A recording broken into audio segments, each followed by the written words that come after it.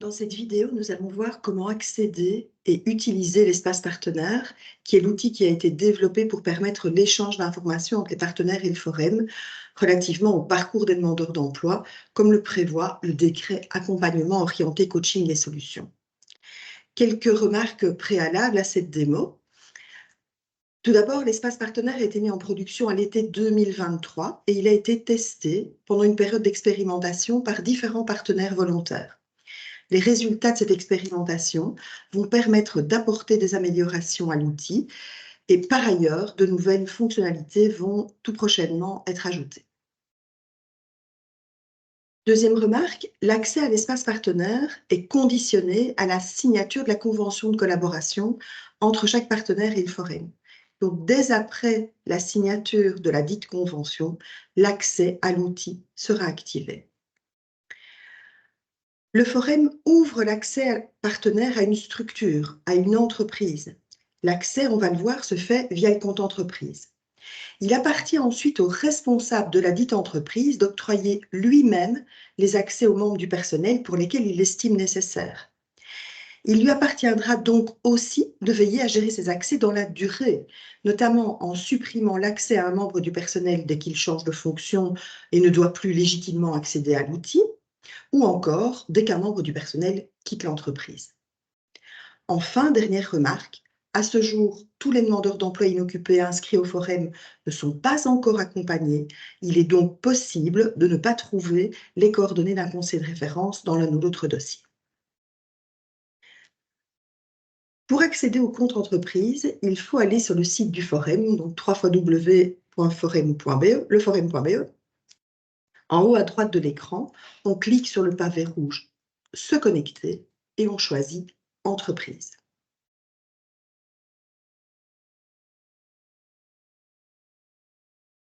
Si on n'a pas encore de compte entreprise, on va devoir le créer. Et donc, dans la partie droite de l'écran, solliciter la création de son compte à l'aide de son numéro BCE.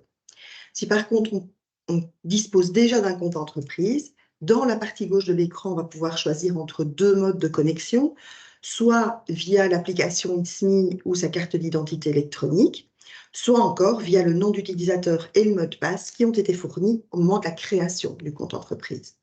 Si on utilise cette deuxième possibilité, attention que le système prévoit ce qu'on appelle une authentification à double facteur.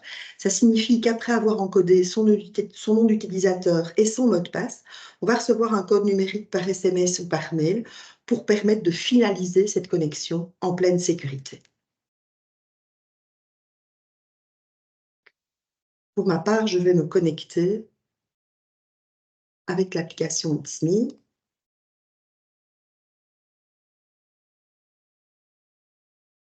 Je suis maintenant dans mon espace entreprise. On peut voir ici en bas à droite le bouton « Espace partenaire ». Ce bouton n'est visible que si la convention attendue est signée et que le droit d'accès a été octroyé.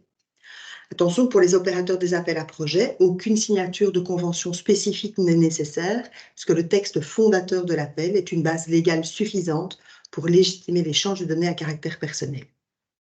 On l'a dit dans les remarques préalables, il appartient au responsable désigné de chaque entreprise de gérer les accès aux membres de son personnel. Pour cela, on va en haut à gauche dans le menu du compte entreprise en cliquant sur les trois lignes et on choisit « Liste des utilisateurs ». On va alors pouvoir soit ajouter un utilisateur et lui octroyer les rôles, soit ajouter un rôle à un utilisateur existant.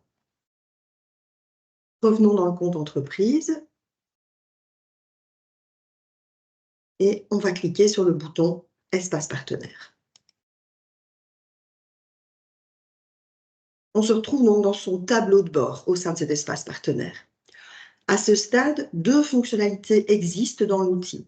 L'accès à la vue dossier unique et la possibilité de créer un retour action formation insertion. On a également deux boutons d'action rapide qu'on examinera un peu plus tard. Est aussi prévu dans cet écran un accès direct à Formapass. Et ici en haut à droite, on peut voir un lien permettant de consulter la charte éthique. Lors de la première connexion de chaque utilisateur, quand celui-ci va vouloir accéder à une fonctionnalité de l'outil, il verra s'afficher cette charte éthique. L'utilisateur aura alors l'obligation de lire et de dérouler l'ensemble du texte et ensuite de cocher la case par laquelle il déclare avoir pris connaissance de la charte et il s'engage à en respecter les principes décrits. Tant que cette acceptation de la charte éthique n'est pas confirmée, aucune acceptation ne sera possible dans l'espace partenaire.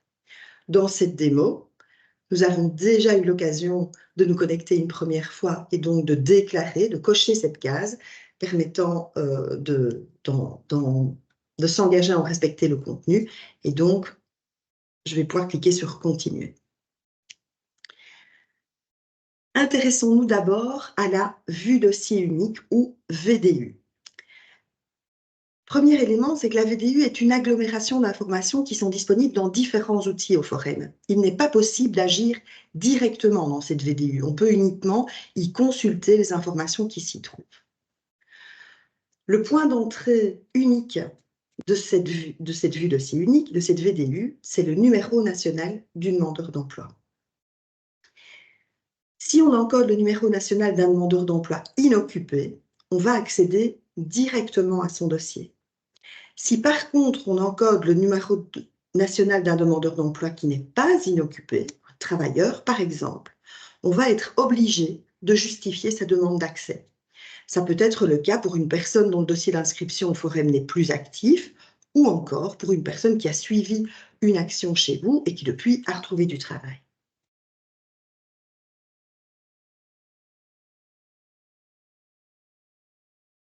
On peut voir ici, après avoir encodé le numéro national d'un demandeur d'emploi qui n'est pas inoccupé, qu'on va demander de justifier ma recherche. Et donc, soit la personne a déjà suivi une action, soit c'est un candidat à l'entrée en action. Dans l'un ou l'autre cas, je souhaite accéder, pour des raisons professionnelles,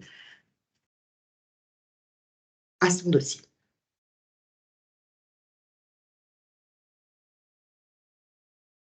Ce comportement du système fait vraiment partie des mesures de sécurité qui sont mises en place pour sécuriser l'accès à des données à caractère personnel.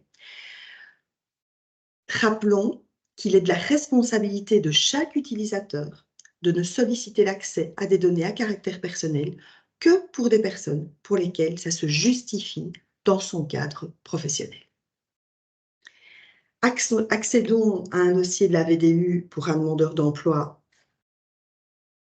qui est inoccupé.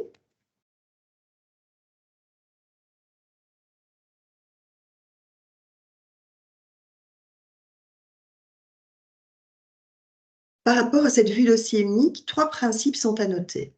Le premier, c'est que seules les infos qui peuvent être partagées entre le Forum et les partenaires sont effectivement visibles dans le dossier. Deuxième élément, certaines informations dont le Forum dispose proviennent de sources authentiques, comme par exemple le registre national, et une série d'autres sont capitalisées sur base du seul déclaratif du demandeur d'emploi. Ce qui va entraîner une partie du troisième principe. Si un espace est vide, c'est que le Forum ne dispose pas d'informations sur cet élément. Mais ça pourrait être encore le cas si ces informations n'existent pas.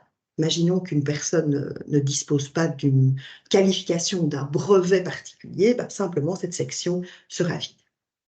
Alors, nous n'allons pas parcourir toutes les parties de cette vue dossier unique. Nous allons simplement faire le focus sur 2 éléments qui peuvent être particulièrement intéressants dans votre usage, outre le reste des données que vous pouvez trouver. Le premier sont les données d'accompagnement qu'on va trouver ici en haut de l'écran.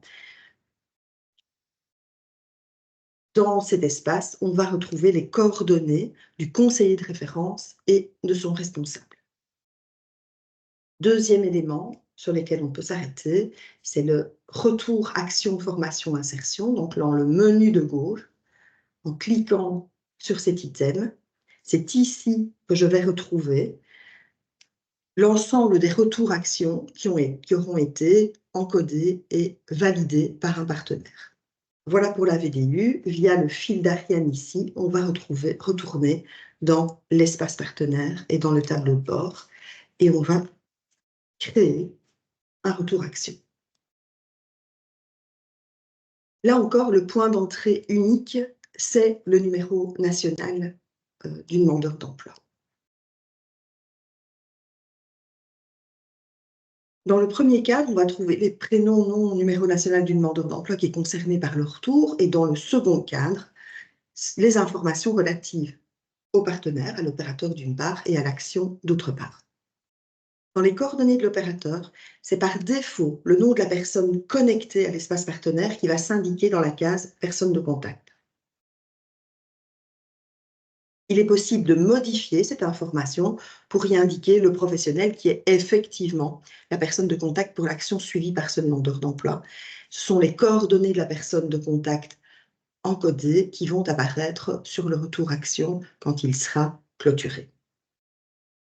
Le système va par ailleurs imposer d'ajouter au moins une adresse mail. On a également la possibilité d'indiquer un numéro de téléphone.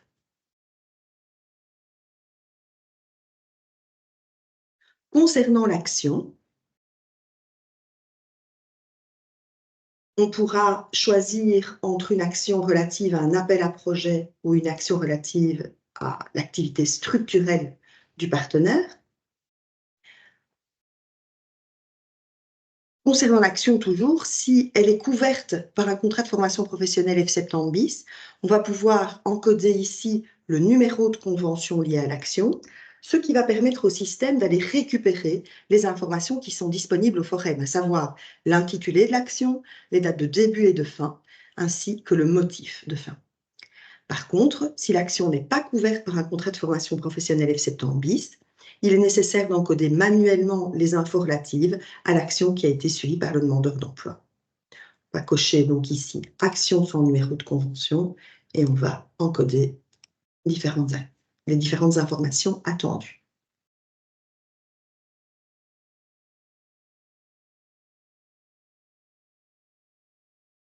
Dès que ces informations sont complétées, on clique sur « Suivant » pour pouvoir accéder au formulaire. Le retour action vise à répondre à 3 questions principales. Quelles sont les compétences acquises et ou renforcées par la personne pendant l'action suivie? Ce sont les rubriques 1 à 4 du formulaire qui vont permettre d'y répondre. Deuxième question, quels sont les besoins identifiés auxquels l'action n'a pu répondre et quelles sont les pistes qui ont peut-être été proposées aux demandeurs d'emploi pour rencontrer ce besoin? Là, on est sur les rubriques 5 et 6 du formulaire. Et enfin, troisième question, quelles sont les conclusions de l'action et quel est le projet post-action du demandeur d'emploi? On est là sur les 2 dernières rubriques, 7 et 8. On voit ici que le formulaire est composé de 9 rubriques. Plus précisément, il est composé de 8 plus 1 rubrique. Le système va imposer de compléter au moins une des 8 premières rubriques pour pouvoir valider le formulaire. La 9e rubrique est une demande de contact qui permet au partenaire de solliciter le forum pour que celui-ci reprenne contact avec lui par téléphone ou par mail dès après réception du retour action. Et donc, cette 9e rubrique de demande de contact ne peut pas être la seule rubrique complétée dans le formulaire. Une précision, si cette demande de contact est complétée, ça n'apparaîtra pas dans la version finale du formulaire. De façon générale, dans ce formulaire, le forum a utilisé dès que possible un référentiel ou une nomenclature pour organiser la question posée et la réponse à y apporter. Certaines questions vont proposer des cases à cocher qui doivent parfois être complétées d'un commentaire qui va venir expliciter la réponse. D'autres proposent simplement du texte libre. Pour chaque rubrique, il est vraiment important de lire attentivement l'introduction de chaque question pour bien comprendre ce qui est attendu. Un élément utile à savoir, le formulaire permet de copier-coller du texte venant d'autres documents. Le partenaire peut donc, s'il le souhaite, aller chercher une information déjà capitalisée dans le dossier d'un stagiaire dans sa structure, par exemple, et simplement venir la copier-coller dans une rubrique du texte libre du formulaire, sans devoir la réencoder manuellement. Parcourons maintenant rapidement chaque rubrique de ce retour action. Nous allons en compléter l'une ou l'autre en cours de présentation pour permettre d'illustrer concrètement ce qu'il se passe à la fin du remplissage. La première rubrique concerne l'orientation professionnelle. Des options sont proposées sous forme de cases à cocher qui demanderont une explicitation du choix posé. On va cocher ici que le demandeur d'emploi a pu confirmer son projet professionnel, par exemple ici, dans le métier de commis de cuisine. La deuxième rubrique concerne les compétences techniques. Dans cette première version de l'espace partenaire, le Forum n'a pas encore pu implémenter un référentiel. C'est donc via du texte libre qu'on peut répondre à cette question. On voit toutefois qu'on a un lien vers le catalogue Info-métier pour faciliter, pour ceux qui le souhaitent, le remplissage de cette question. La troisième rubrique concerne la confrontation au marché. Qu'il s'agisse d'un stage, d'une visite, il peut être particulièrement intéressant de savoir de quelle façon le stagiaire a pu se confronter au marché et quelles sont les conclusions qu'il a pu tirer de ses expériences. On va indiquer ici un exemple, considérant que la personne a suivi un stage en entreprise, et on va simplement copier-coller une information dans cette rubrique.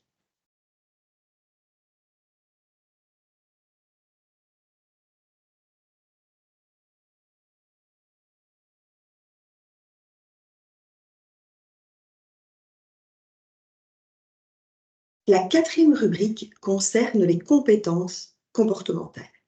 Ici, le Forum utilise le référentiel SFC, savoir-faire comportementaux. Le choix de ce référentiel s'explique par le fait qu'il est également utilisé dans l'application Mon Profil et qu'il est donc connu de chaque demandeur d'emploi qui a complété ou va compléter son profil via son espace personnel.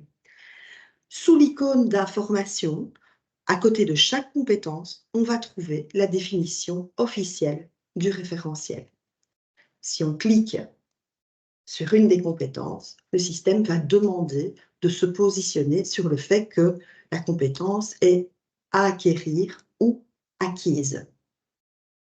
Soulignons déjà que dans les améliorations prochaines de l'espace partenaire, nous ne serons plus dans cette réponse binaire, mais bien dans une possibilité de la nuancer sur une échelle, par exemple, de 1 à 5. La rubrique numéro 5 concerne les besoins identifiés et les pistes proposées. Là encore, on utilise une nomenclature existante, connue du demandeur d'emploi accompagné, à savoir celle sur base de laquelle le conseiller élabore avec lui un plan d'action.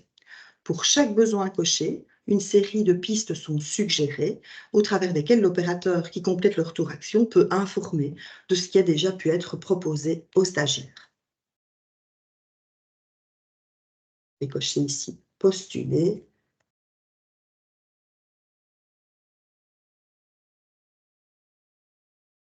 Et proposer et cocher 2 pistes qui ont été proposées aux demandeurs d'emploi.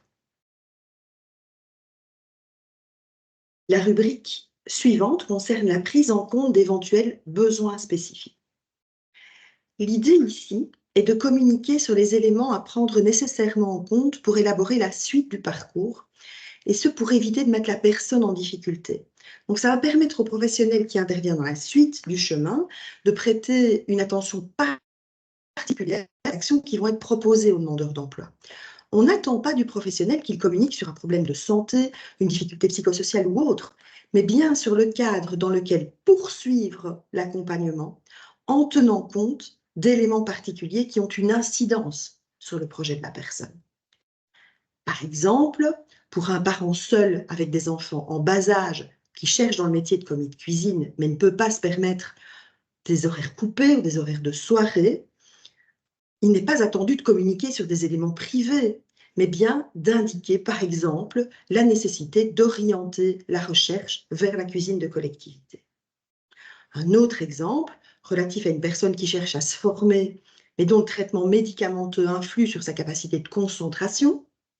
En aucun cas, il n'est attendu d'informer sur la pathologie, sur le médicament, ni même sur les effets secondaires de ce médicament. On attendra plutôt du partenaire que soit mentionnée la nécessité, par exemple, de proposer une formation professionnelle organisée à mi-temps le matin. Cette organisation de la suite de son parcours va répondre aux besoins et à la difficulté rencontrée par la personne. On va noter ici, pour notre exemple, l'importance d'orienter la recherche vers la cuisine de collectivité.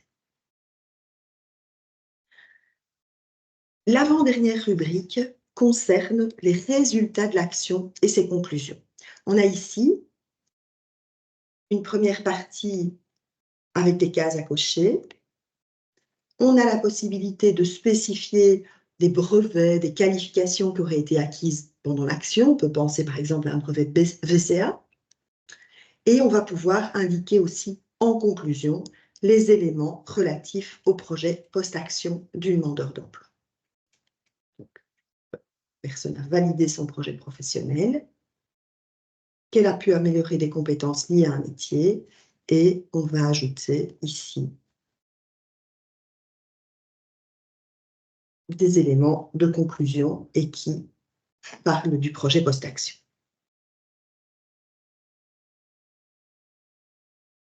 Enfin, la rubrique numéro 8 concerne le suivi post-action.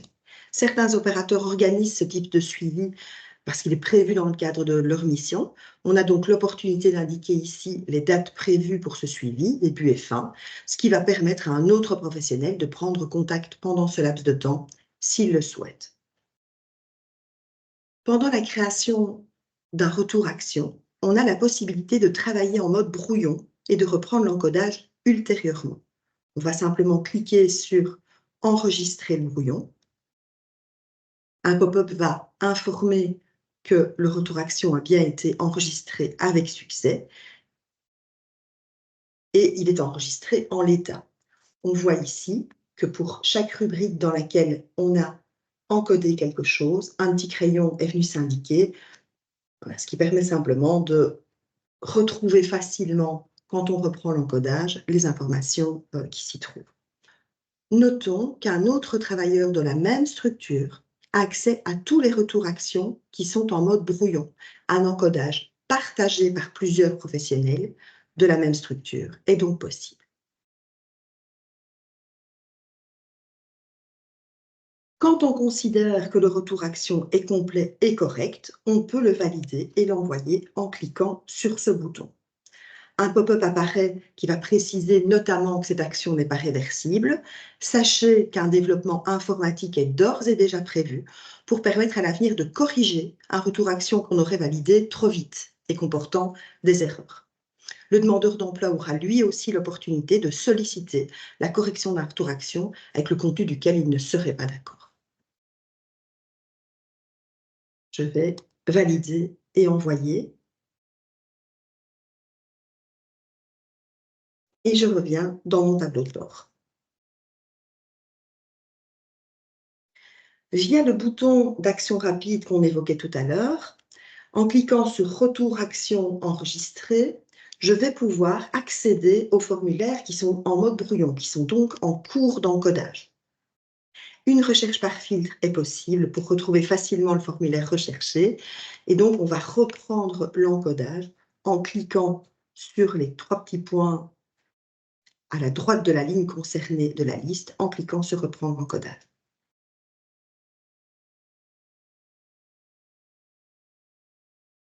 L'autre bouton d'action rapide permet de consulter et télécharger un retour-action déjà validé et envoyé. Le même principe de filtre est prévu.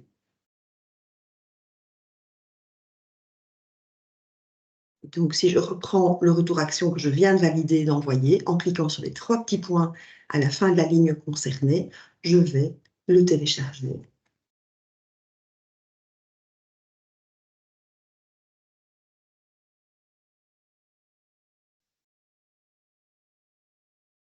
Et donc, voilà le retour-action en format PDF tel qu'il est émis après sa validation. Vous pouvez noter ici que n'apparaissent dans le retour-action que les rubriques dans lesquelles on a encodé quelque chose. Celles qui sont vides ne sont pas présentes dans ce document.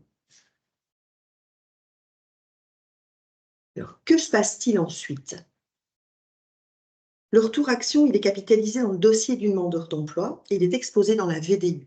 Il est également versé dans l'espace personnel du demandeur d'emploi concerné. Si la personne est accompagnée par un conseiller de référence sectoriel ou socio-professionnel, un mail automatique part vers ce conseiller pour l'informer qu'un nouveau retour action a été versé dans le dossier d'un demandeur d'emploi qui est dans son portefeuille. Si par ailleurs la rubrique demande de contact a été complétée dans ce retour action, l'information est indiquée dans le même mail à destination du conseiller. Si par contre la personne n'a pas de conseiller de référence, le retour action sera évidemment versé dans son dossier visible dans la VDU, sera également déposé dans l'espace personnel du demandeur d'emploi. Et si la rubrique de demande de contact a été complétée, le mail automatique va partir vers le service relations avec les opérateurs du bassin concerné pour qu'un suivi de cette demande de contact puisse être apporté. Cette démo de l'espace partenaire est à présent terminée. Nous vous souhaitons une utilisation aisée et fluide de cet outil d'échange.